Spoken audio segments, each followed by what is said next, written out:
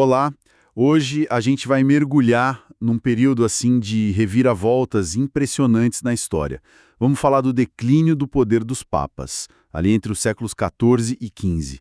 É uma época que começa com um papado parecendo estar no auge da sua influência, né? Mas que bem rápido entra numa fase de crise, de muitos questionamentos e transformações que, nossa, mudaram a Europa medieval. E para guiar nossa conversa hoje, a gente está se baseando nos trechos do capítulo 22 do livro História do Cristianismo, do Bruce L. Shelley. Ele faz uma crônica bem detalhada desses tempos, assim, bem turbulentos. A nossa missão aqui é tentar entender como é que essa autoridade papal, que parecia tão sólida, começou a ser desafiada, a ser corroída mesmo, tanto por forças políticas novas que estavam surgindo, quanto por crises internas da própria igreja. Vamos então desvendar os eventos e as ideias que marcaram o fim da soberania papal medieval como ela era conhecida. Bom, vamos lá então. Para a gente ter uma ideia do ponto de partida, vamos imaginar o ano 1300. O Papa Bonifácio VIII declara o primeiro jubileu, um ano santo em Roma. A promessa era, assim, muito tentadora. Perdão pleno e abundante de todos os pecados. Isso para quem visitasse as basílicas de São Pedro e São Paulo. Roma ficou lotada, e a figura do Bonifácio VIII, ela personificava essa demonstração de poder, sabe? Ele chegou a usar vestes de imperador, dizendo, eu sou César, eu sou o imperador. Exato. Era uma demonstração de força, de riqueza, que realmente parecia colocar o papado no topo do mundo, né? Exato. Só que, olha, essa imagem toda de poder absoluto, essa sustentação, na verdade, já carregava ali as sementes de uma mudança profunda que estava por vir. Muitas vezes as grandes transformações começam quietinhas, né? Quase sem ninguém perceber. É um pouco como aquela parábola de Jesus, sabe? Sobre a semente que cresce sozinha na terra, noite e dia, sem que o agricultor saiba como. Até que, de repente, a colheita está pronta. Aquele auge da pompa já continha uma certa fragilidade, entende? Entendo. Na teoria, a cristandade medieval era essa ideia de harmonia, né? Entre o poder espiritual da Igreja Católica e o poder temporal do Império Cristão. Papas como Inocêncio III, um século antes, eles realmente exerceram uma influência, assim, imensa sobre reis e imperadores. Mas o que a gente vai ver nos séculos XIV e XV é um questionamento cada vez maior justamente desse poder político papal. Uma erosão do prestígio que o Bonifácio tentava projetar com tanto esforço. E um motor fundamental para essa mudança foi, sem dúvida, o fortalecimento das monarquias nacionais. Principalmente na Inglaterra, com o Eduardo I, e na França, com o Filipe IV Belo. Esses reis estavam construindo estados mais centralizados e, para isso, precisavam de dinheiro. Muito dinheiro. E onde tinha muito dinheiro naquela época? Nos cofres da igreja, né? Exatamente. A igreja tinha muitas terras, recebia dízimos, era meio inevitável que os reis quisessem taxar essa riqueza toda dentro dos seus próprios reinos. E o choque não demorou. Em 1296, o Bonifácio VIII baixou uma bula, a Clericis Laicus. Ela proibia os reis de taxar o clero sem a permissão do Papa e ainda ameaçava de excomunhão quem desobedecesse. Só que esses reis já não eram como os de antigamente, né? Eles estavam mais seguros do seu poder. Pois é. O Eduardo I lá na Inglaterra foi direto. Tirou a proteção da lei do clero. Tipo, se não pagam impostos, não tem a proteção do rei. Simples assim. E o Filipe, na França, foi ainda mais direto ao ponto. Ele proibiu a saída de ouro e prata do país. Ah, isso foi fatal para Roma. Com certeza. Cortou uma fonte vital de renda para o tesouro papal. Foi uma jogada de mestre do Filipe. E o resultado disso tudo, Bonifácio teve que recuar. Ele acabou, digamos, flexibilizando. Disse que os reis poderiam sim cobrar impostos do clero em caso de extrema necessidade. E quem decidia a necessidade? Aí é que tá. Ele deixou que os próprios reis decidissem o que era essa extrema necessidade. Na prática, foi uma derrota clara para o Papa, né? E uma vitória enorme para as monarquias. O que é fascinante aqui é perceber como uma disputa por impostos, algo que parece tão, sei lá, mundano, revelou uma mudança tectônica no equilíbrio de poder, sabe? A autoridade papal já não era mais inquestionável em assuntos seculares. Mas Bonifácio VIII não era de desistir fácil. Animado com o sucesso do jubileu de 1300, ele tentou dar a volta por cima. Dizem até que ele adicionou uma segunda coroa à tiara papal. Sim, para simbolizar o poder temporal também, né? Sobre os assuntos terrenos, não só os espirituais. Isso. E aí, claro, ele bateu de frente de novo com o Filipe, o Belo da França. O rei francês tinha um argumento forte. Dizia que Jesus não deu poder político à igreja, só espiritual.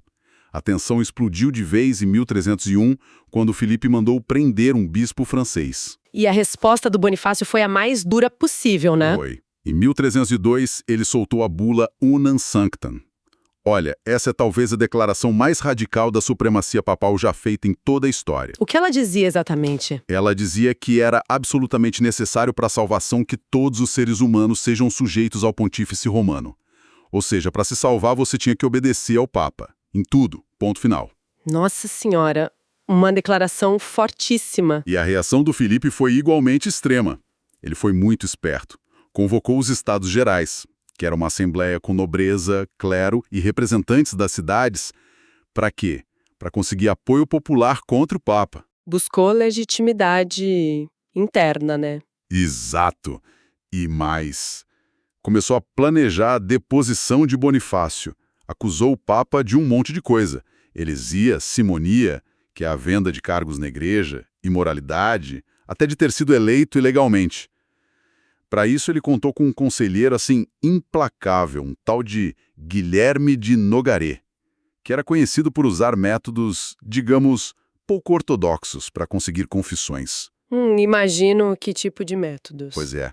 E o confronto chegou no seu ponto máximo, de forma super dramática, lá em Anagni, que era a cidade natal do Bonifácio, em 1303. Nogaret, com uma pequena tropa, surpreendeu o Papa. Já era um senhor, tinha 86 anos. Que idade? Pois é. Há relatos de que houve violência física, mas o certo é que o Papa foi insultado, foi humilhado e ficou prisioneiro por alguns dias ali. A população local até conseguiu resgatá-lo, mas o Bonifácio morreu poucas semanas depois, claramente abalado por tudo aquilo. Que fim trágico para ele. Muito. Dizem que um comentário da época resumiu bem a vida dele. Entrou como uma raposa, reinou como um leão, morreu como um cão.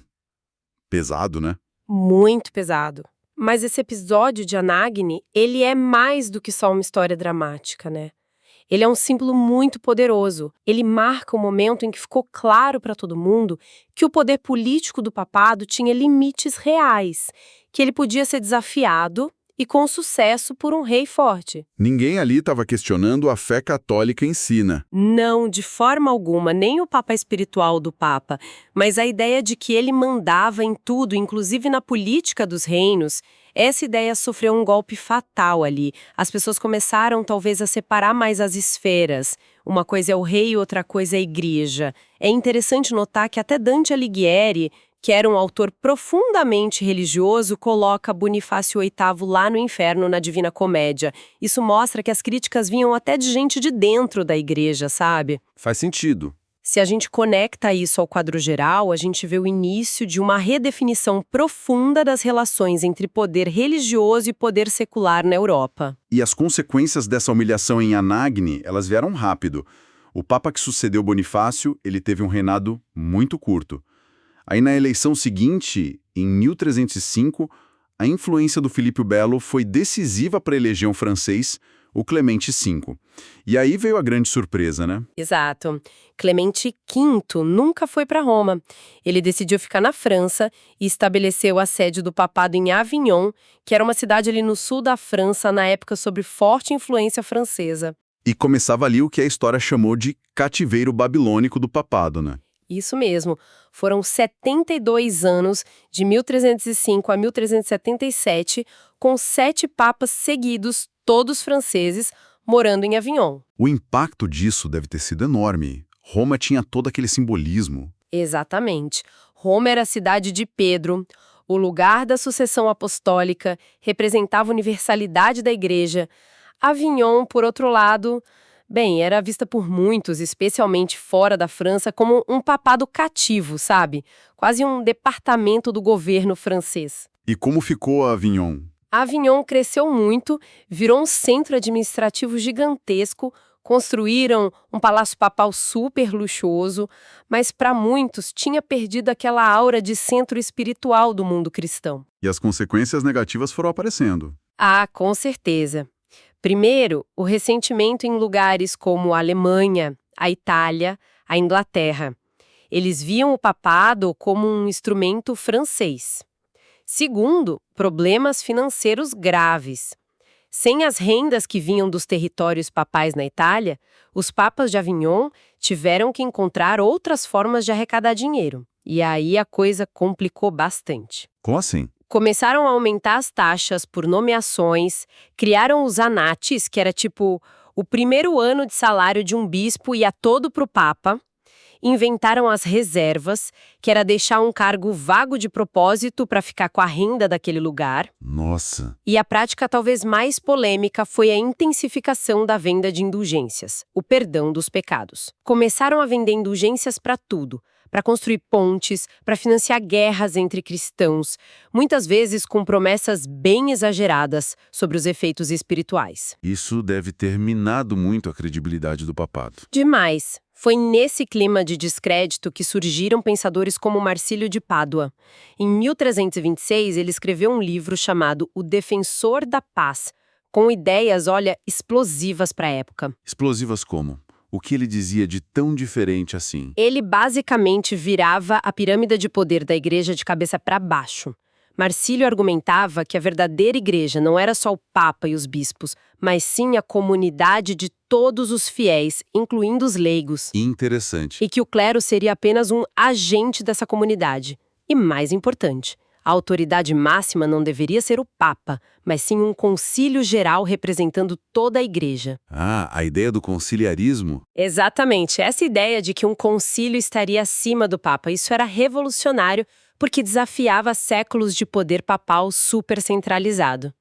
Levantava uma questão crucial, né? Onde é que reside, de fato, a autoridade dentro da igreja? Enquanto isso, a pressão para o papado voltar para Roma foi crescendo, crescendo. E, finalmente, em 1377, o Papa Gregório XI retornou. Mas olha que coisa, ele morreu logo no ano seguinte, em 1378. E aí a eleição do sucessor foi um caos completo, né? Total. A multidão em Roma invadiu a praça e exigiu: queremos um papa romano ou pelo menos italiano. Sob essa pressão imensa, os cardeais elegeram Urbano VI, que era italiano. Parecia que a crise tinha acabado, então. Parecia, mas foi aí que ela piorou de vez. O Urbano VI se mostrou um papa muito autoritário, sabe? E logo entrou em conflito com os próprios cardeais que o elegeram, a maioria deles era francesa. E o que aconteceu? Poucos meses depois da eleição, esses cardeais franceses se reuniram de novo, foram para outro lugar e disseram: olha, aquela eleição do Urbano VI não valeu, foi feita sob medo, sob coação da multidão. Não acredito. Pois é. E aí eles elegeram outro papa, o Clemente VII, que era francês, e que acabou voltando para onde? Para Avignon. Meu Deus. Então estava iniciado o grande cisma do Ocidente. A igreja agora tinha 2 papas ao mesmo tempo. Exatamente, 2 papas. Uma situação catastrófica para o mundo cristão ocidental. Um papa em Roma, outro em Avignon. Cada um tinha seu próprio grupo de cardeais, sua própria cúria, sua própria administração. E o pior de tudo? O pior era que cada papa excomungava o outro e todos os seus seguidores. A própria igreja estava em guerra consigo mesma. Imagina a confusão na cabeça das pessoas comuns.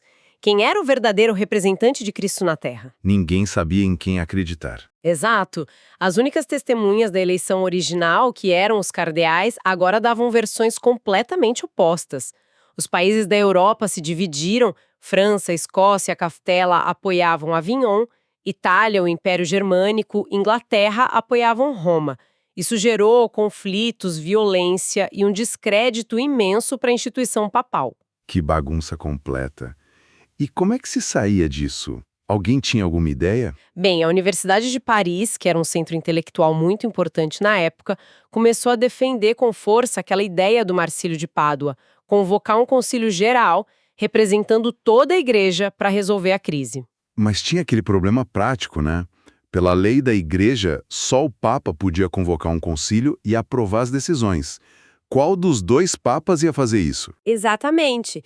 Parecia um nó impossível de desatar legalmente.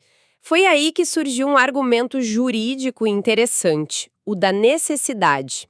Diziam que a unidade da igreja era tão vital, tão necessária, que a obrigação de salvá-la estava acima da própria lei canônica comum. A necessidade faz a lei, né? Tipo isso, com base nessa ideia, cardeais dos dois lados, desgostosos com a situação, se uniram por conta própria e convocaram um concílio em Pisa, na Itália, em 1409. E aí, funcionou? Resolveram um problema? Funcionou.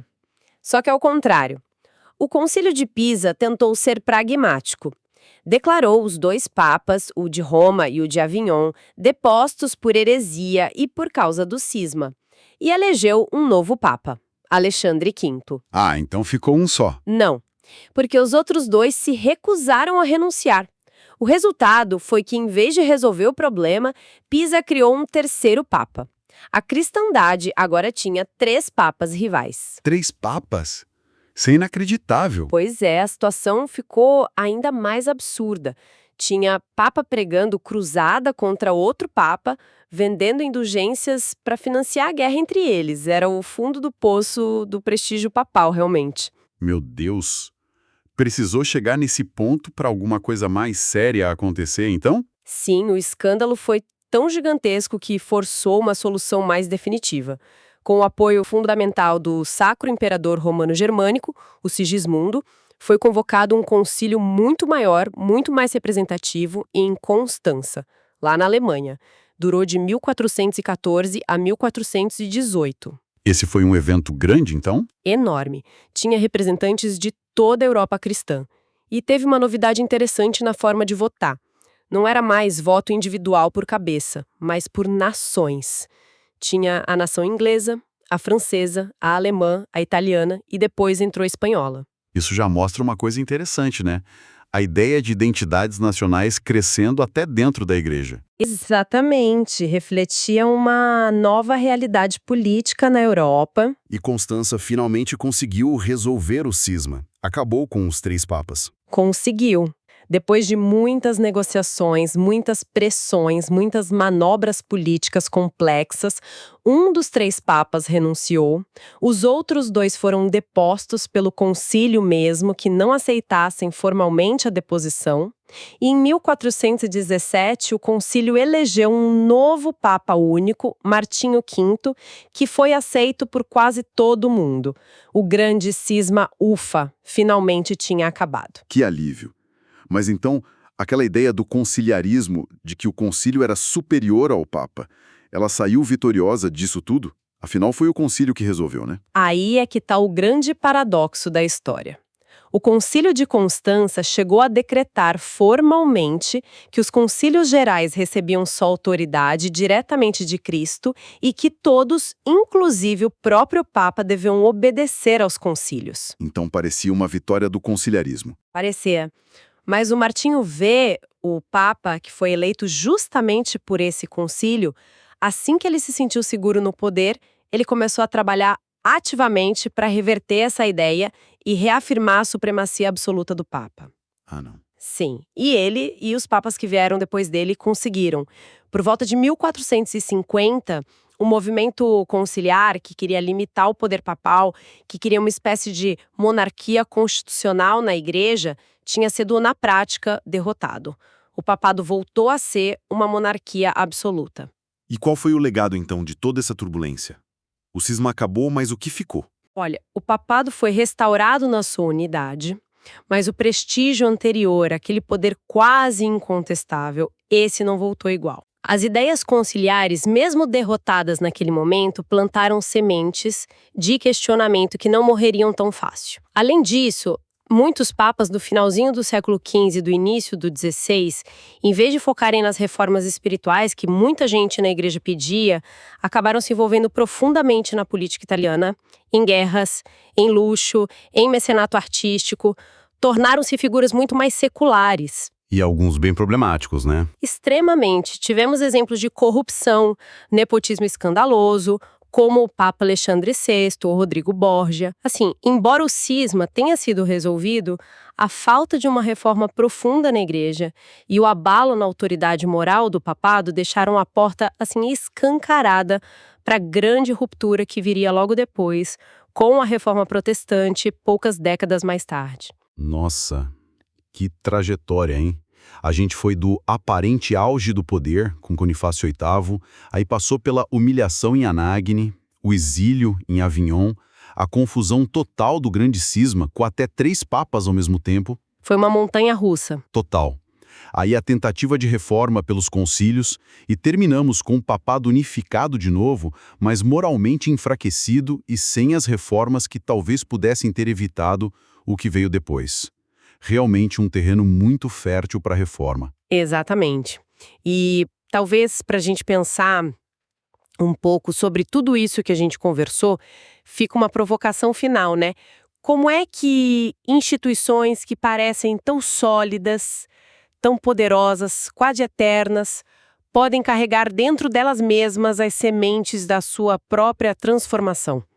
Muitas vezes de forma oculta, latente, até que uma crise as traga à tona. É uma boa pergunta. Ou ainda a gente pode pensar nessa tensão que atravessa a história, e não só da igreja, mas de muitas organizações humanas, a tensão entre uma autoridade central forte, concentrada, e formas de poder mais distribuídas, mais representativas. É uma dinâmica que continua super relevante em tantos debates hoje em dia, né? Muito além do religioso.